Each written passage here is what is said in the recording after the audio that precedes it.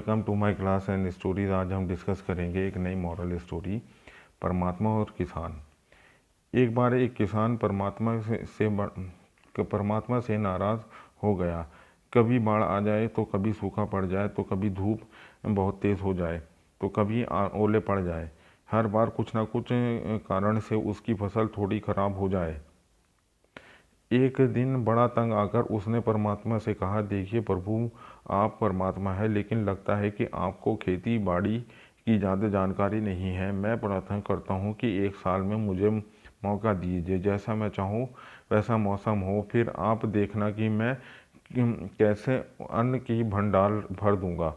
परमात्मा मुस्कुराते हुए और कहा, ठीक है, जैसा तुम चाहोगे वैसा ही मौसम दूंगा, मैं दखल नहीं करूंगा।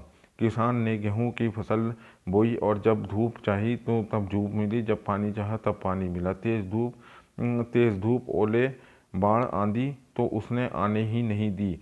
समय के साथ फसल बढ़ी और किसान भी खुशी भी, क्योंकि ऐसी फसल तो आज तक नहीं हुई थी। किसान के मन ही मन सोचा कि अब पता चलेगा परमात्मा को कि फसल कैसे करते हैं।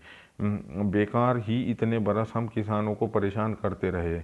फसल काटने का समय भी आया। किसान बड़े गर्व से फसल काटने लगा, लेकिन जैसे ही वह फसल काटने लगा, एकदम से छाती पर हाथ रखकर बैठ गया। गेहूं की एक भी बाली के अंदर गेहूं नहीं था। सारी बालियां अंदर से खाली थीं। बड़ा दुखी होकर उसने परमात्मा से कहा, प्रभु, ये क्या हुआ? जब परमात्मा बोले, ये तो होना ही था, तुमने पौधे को संघर्ष का जरा सा भी मौका नहीं दिया। न तेज धूप, न ऊन को तपने दिया, न आंधी ओलों से उसे जूझने दिया। उसके किसी प्रकार की चुनौती का एहसास ज़रा भी नहीं होने दिया। इसलिए अब सब पौधे खोखले रह गए। जब आंधी आती है, तेज बारिश होती है, ओले गिरते हैं, तब पौधे अपने बल से ही खड़ा रहता है। वह अपने अस्तित्व को बचाने के संघर्ष करता है, और इस संघर्ष से जो बल पैदा होता है वही उसे शक्ति देता है, ऊर्जा देता है, उसकी जीविका को उभारता है।